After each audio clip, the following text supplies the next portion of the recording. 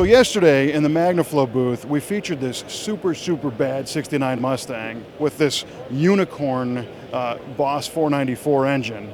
And of course, Mr. Mario Andretti has been a spokesperson for MagnaFlow for quite some time. And now I'm learning that there might be some connection between you and the engine in this car. Oh yes, there is. Yeah, that was quite a surprise actually for me to see this. But the engine is one of those huge, big Boss 494s that I had in my Can-Am car when I drove for Ford back in '69. I was in a McLaren chassis.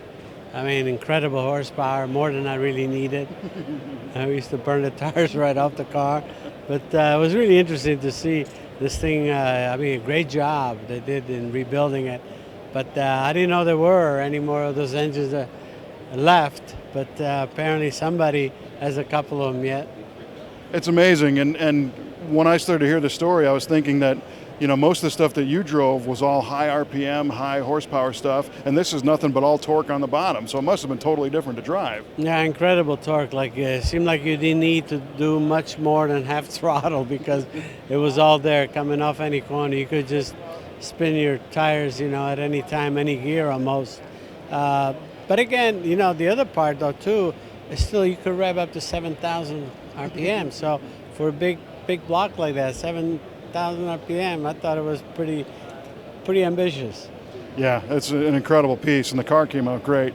And listen, I just got one more quick question for you. And we live in a world now where a lot of people are restoring muscle cars, and they're putting higher performance suspension systems in it. And of course, today's newer cars drive much better than they used to.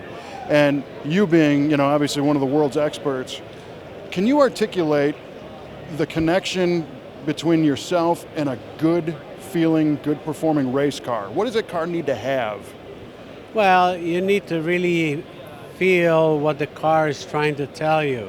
And that's really when you become one, when you really understand what's going on. It's all about balance. When you're driving, it's all about finding that balance. And any driver can feel that there's something wrong.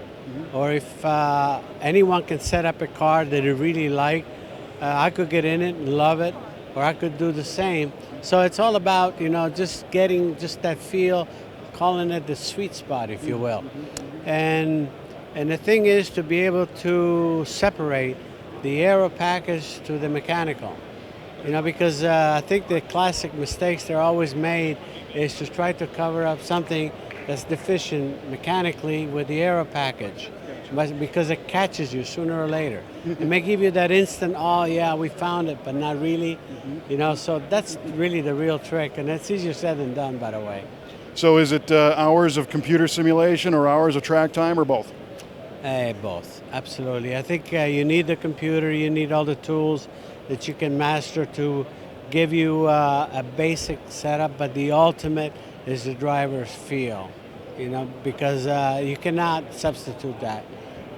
So our job is still safe. Well, thank you for your time today. We really appreciate it.